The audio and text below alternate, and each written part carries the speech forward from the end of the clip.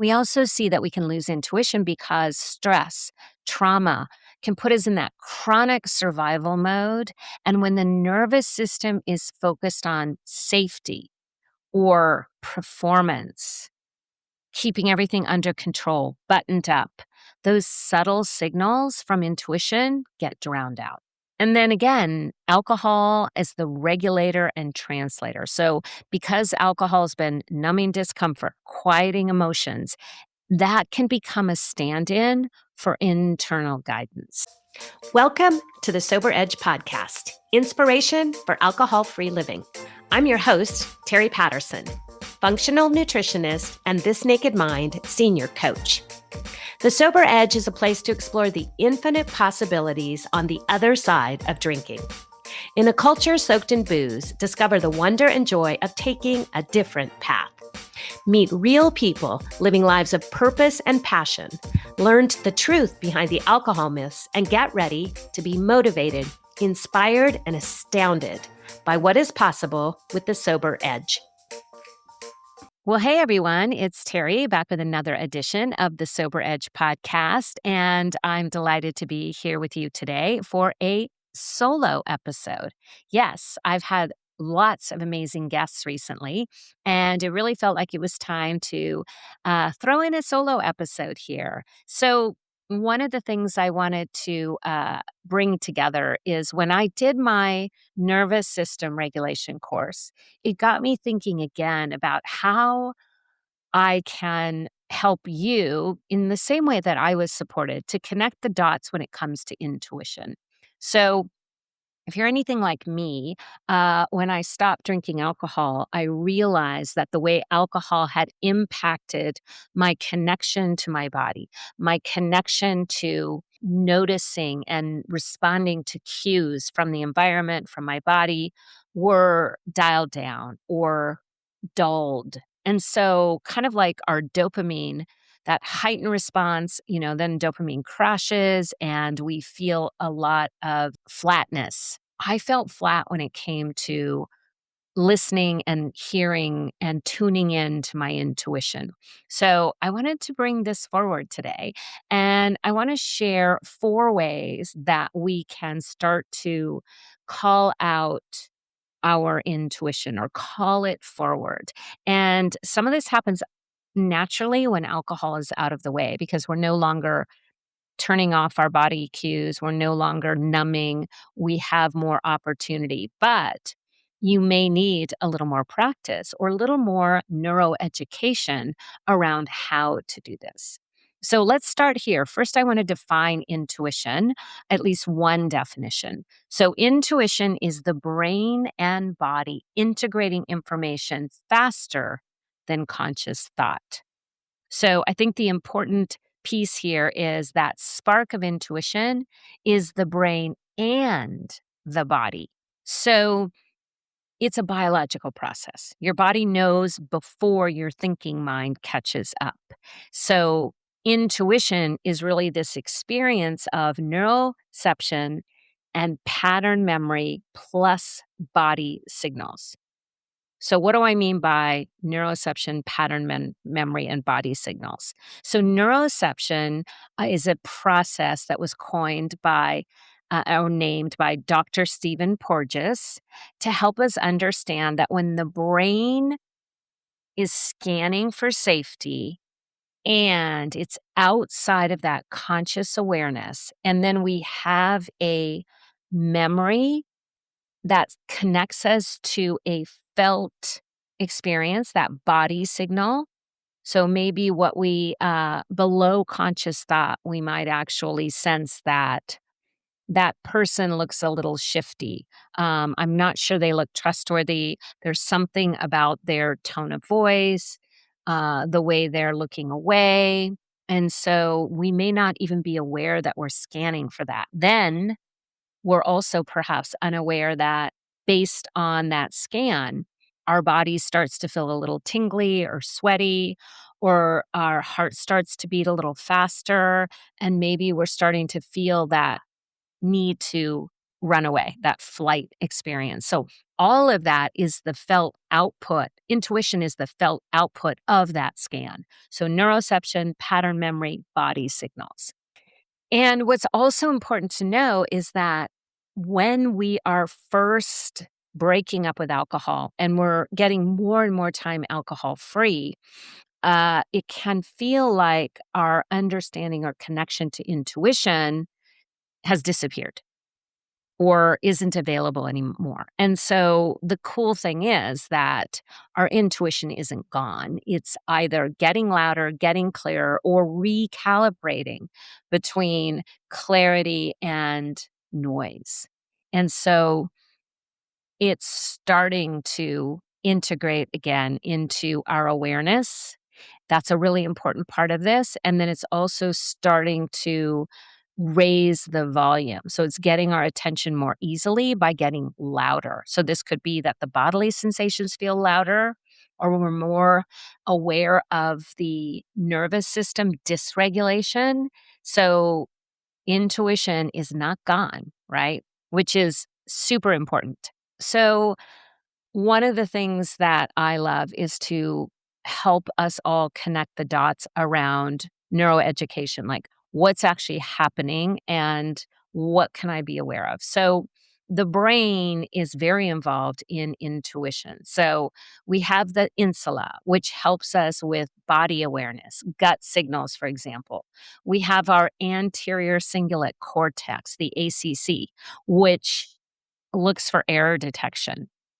Remember, the brain is constantly creating meaning, it's looking for evidence, and then it's creating a prediction. But the ACC helps us match that prediction to our current situation to see if there's any error detection. And it also helps with emotional meaning. And the amygdala, so we think of the amygdala as responsible for emotions, fight or flight, maybe fear, and threat. But actually, what the amygdala is doing when it comes to intuition is it's sensing that threat and it's tagging the memory of, does this feel safe? It's connecting through that safety tagging. And then the prefrontal cortex. So all of this is happening before we really have the awareness and processing in our thinking brain, the prefrontal cortex, right? So this is sort of happening in the outside of our conscious awareness. And then interpretation happens after the signal appears. So your brain is helping your body connect all of this prior to, oh, this guy's bad. I got to get out of here. And I think the really important thing to consider here is that alcohol has been muting this intuition. It has been silencing the mechanism of dulling our senses, numbing parts of our body, closing down the sensations and awareness. So, alcohol impacts our intuition through suppressing the insula activity. So, that reduced interoception means we can't read body cues. So, if you have felt like you ever got yourself into a sticky situation when you were drinking, or you were intoxicated, it makes sense, right? Because we have less perception of what's happening. So, and you might have found that you made bad decisions, or you got into arguments, or you said things you didn't mean to, or maybe you got behind the wheel of a car when you would have never done that. Your intuition would have said no. And then also, it dysregulates that GABA and glutamate balance. So, alcohol is dysregulating this. GABA would be the brakes, glutamate would be that excitatory neurotransmitter. And so, we get this either emotional flattening or this reactivity. So, it's hard to know if we're feeling flat or excited because of intuition, or is that the alcohol? And then it reduces heart rate variability, which we see has a connection to weaker vagal tone. Now, remember, vagal tone is important because we see that vagal tone helps us have access from gut to brain and all of our organs. So it's a very powerful part of connecting the dots, noticing the sensations, and moving that spidey sense, that gut instinct from our brain or our body to our brain, from our belly to our brain. So, reduced heart rate variability can have an impact. And then again, hijacking the dopamine system. Talk about dopamine a lot, right? So, short term relief over long term wisdom. And so, the result is that for some of us, we may have felt like we had these loud, overwhelming signals. And for others, it may feel like we've got this subtle, clearer nudges as our system moves away from the muting of our intuition into the ability to do the brain scan, do the body scan, connect the dots, use our vagus nerve, allow our brain to do the work and bring this into our awareness and our conscious thought. So, if you felt a little disconnected from intuition, it might be that right now everything's very loud or everything's subtle but very clear. And so, to talk a little bit more about the vagus nerve. So, the vagus nerve is the physical pathway between body sensations and emotional insight. The vagus nerve connects heart, gut, lungs, brain stem. It connects actually all of the digestive organs.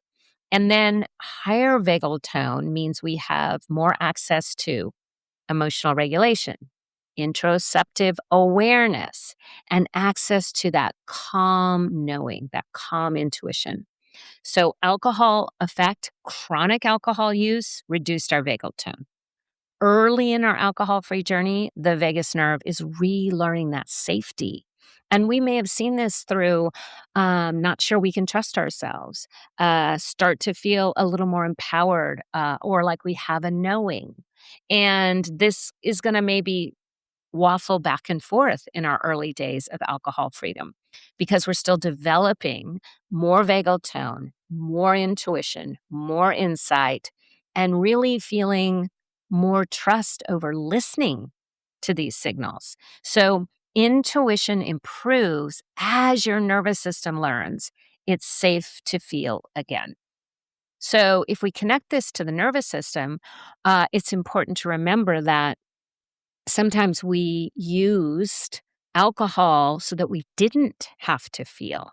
And so without alcohol, it takes some conditioning and practice to feel safe, to actually have emotions, to have these bigger, more impactful emotions. We have been outside of alcohol, even in a lifelong connection or disconnection to intuition. And there's also other ways that we lose intuition. So, our modern society tells us that you should just push through. Um, don't be so needy. Why do you wear your feelings on your sleeve? Don't feel so much. Be agreeable. Man up. All of these things teach us to ignore those internal cues. And so when our body is telling us, pull back, take a break, we've been conditioned to believe that we should override that natural instinct. And not all of us, but certainly some of us. We also see that we can lose intuition because stress, trauma can put us in that chronic survival mode. And when the nervous system is focused on safety, or performance, keeping everything under control, buttoned up. Those subtle signals from intuition get drowned out. And then again, alcohol is the regulator and translator. So, because alcohol has been numbing discomfort, quieting emotions, that can become a stand in for internal guidance. So, instead of actually allowing ourselves to consciously create space and bring awareness and then trust our internal signals and listen to what our brain is telling us based on that body scan. We're so used to, I don't want to feel this, or I don't know how to feel this, or I don't know what this is, that alcohol became the way to turn all of that off. And living in our heads, thinking, analyzing, judging also weakens that interoceptive awareness. And so the ability to sense what's happening inside of us becomes very much a part of this disconnection. And many of us were never shown how to trust ourselves or taught that our inner signals are valid. Um, we may have grown up in a family of origin where intuition was not accepted as truth. Maybe our family of origin was very analytical and only believed in data that you could prove. And so things like, I just have a feeling or a knowing might have been frowned upon or even ridiculed.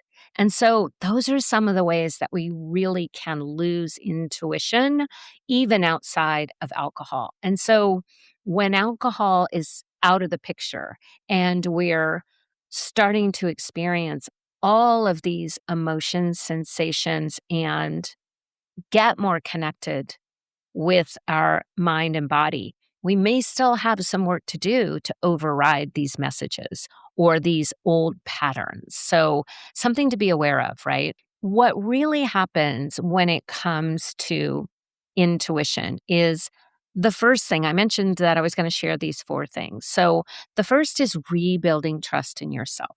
So, one thing to know is that self trust is earned through repetition, not necessarily logic. So, after you move away from alcohol, your nervous system may not recognize peace or safety as familiar. And so, repetition and trusting yourself, leaning into the awareness, understanding, and just allowing yourself to go with it is really important because that's how we build safety and trust in what our body is telling us. And so, mistrust in the beginning can feel common because these inner signals have been muted or distorted. And so asking yourself, what signals am I feeling? Is it my gut instinct, internet nudges, physical sensations? And when I feel these, and I'm allowing myself to lean in, or am I ignoring them or overriding them?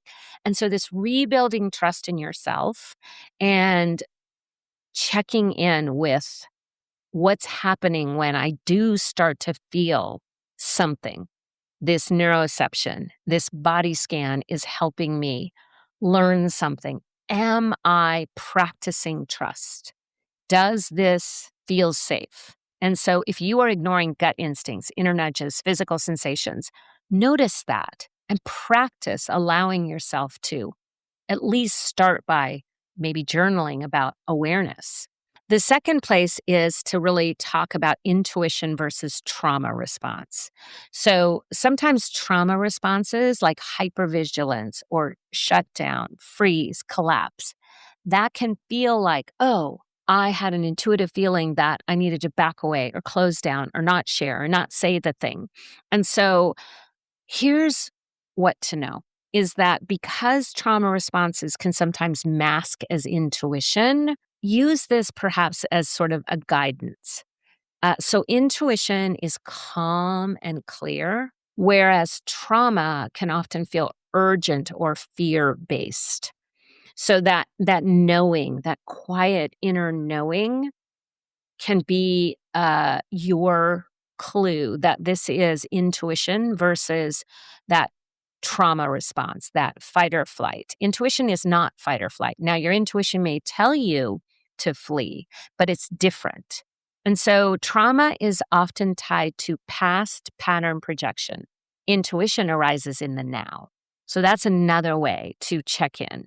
So, learn to pause and ask, what's driving this response? So, if we think about hypervigilance, that's the amygdala overactivation and a hypoactive prefrontal cortex. So, amygdala is hyper aroused and the prefrontal cortex is hypo aroused. And so, that hypervigilance, I'm scanning everything for safety instead of using my thinking brain to consider what's actually happening now.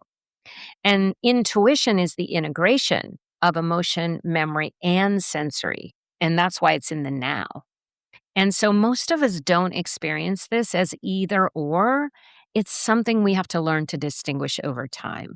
So know that with more practice and more nervous system regulation, being able to discern, is this intuition or trauma, will get easier. It's going to take some practice. So be gentle. And then our somatic intelligence and body cues. So your body is always talking to you, right? Even if you haven't been paying attention. So sensation, temperature, tension, tightness. So really learning your body's yes and your body's no. And so yes should always feel warm, openness, ease. And no is going to feel more like that constriction, maybe nausea, heart racing. And so somatic literacy builds intuitive fluency. I know that sounds like a mouthful, but really learning your body's cues and learning how it feels for you is going to help us be more flexible when it comes to intuition. It's going to help us discern, is this trauma? Is this intuition? Is this a true intuitive signal? Or is this just pattern recognition? Is this coming from a place of fear or a place of now? And so, one little exercise you might try is you can close your eyes and think of a yes in your life. What's a big yes? Whether that's a relationship yes, should I go on vacation? Should I make this decision? Whatever that big yes is that you just know. Feel that, embody that, and then notice what your body does. Now you can try the opposite. Think of a hard no, a hell no. What happens in your body next? Do you tighten? Do you literally feel yourself like take a step back? What changes? That awareness can really help. So, that somatic intelligence and body cues, we can practice. How do I build more uh, intuitive fluency and somatic literacy? Through practice, through noticing, through bringing awareness, through sitting in the yes, sitting in the no, and honoring that. And so, also, the idea of just trusting in micro decisions. So, here's what's really important as we're getting back into exploring intuition, noticing intuition, sensing what's happening, bringing it into our conscious awareness, and honoring it. Build self trust in those micro decisions. You don't need to get it right. You just need to start with noticing. So, intuition is going to get clearer with safety. So, the more we live alcohol free, the more we start to be authentic and show up in integrity.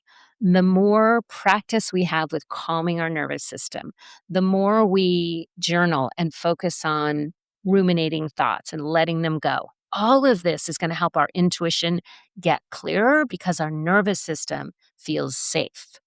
And if you feel some confusion around this, just know that's part of this recalibration.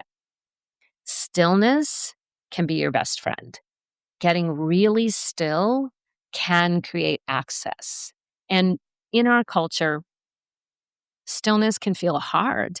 And if you've been in a place where alcohol was used to help you accept hard things or to numb out from things that felt a little scary or dangerous, it might take you longer to feel comfortable and to allow yourself to actually be in this stillness. And the longer we live alcohol free, the more these signals are going to be restored over time. And so responding to your intuition is the practice of all of this. And it's powerful and beautiful, and it's available now. And so just if you are feeling that intuition and you are in a dance, honor that dance and go back to where we started. This is a biological process. Your intuition isn't gone, it's just recalibrating. There's a lot going on with your brain, and alcohol has been muting so many parts that are connected to our intuition. And so it's going to take a little time.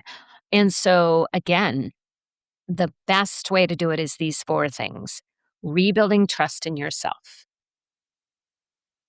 practicing that intuition versus trauma response by taking a look at, is it urgent or is it calm? Is it clear or fear based? Is it past or present? And then looking at how we increase our somatic intelligence and lean into those body cues. So, again, your body, sensation, temperature, tension, tightness. Learn that yes and no that is unique to you. And then finally, know that self trust is in these micro decisions. And your alcohol free living is going to restore this signal over time, and it will get clearer. We don't have to rush the process. And in fact, rushing the process might make us feel less connected to the sensation. So, as somebody who spent a lot of time in her head and has had to spend these 10 and a half years of alcohol freedom, really learning my own intuitive sense, honoring it, recognizing it, practicing it, trusting it, I'm right there with you. And the beautiful thing is that our intuition can really help us when it comes to nervous system regulation. That small, still voice, that inner knowing can be our internal guidance when we start to move into sympathetic nervous system. And it can keep us in that parasympathetic by the trusting and the knowing. So I hope you found these four things to focus on when it comes to rebuilding your intuition helpful today. And just know that this is all how we approach this journey holistically. There's a lot of moving parts, and not drinking is so much more than the behavior of not drinking. It's learning all of this. And this is the beautiful work we get to do. We get to keep on doing, and it's the work worth doing. So thanks for tuning in for this solo episode. I hope you enjoyed it, and I'll see you with another guest episode very soon. Take care. I want to thank you for tuning in to the Sober Edge podcast. This is a place for important conversations and a safe place to question everything you thought you knew about drinking. If you're looking for your sober edge, I want to invite you to connect with me at thesobernutritionist.com, where you can grab my free resource, Becoming More, a guide to loving your sober life. And I would be so grateful if you enjoyed this podcast, if you would leave a rating and review, as it will help more people find their sober edge.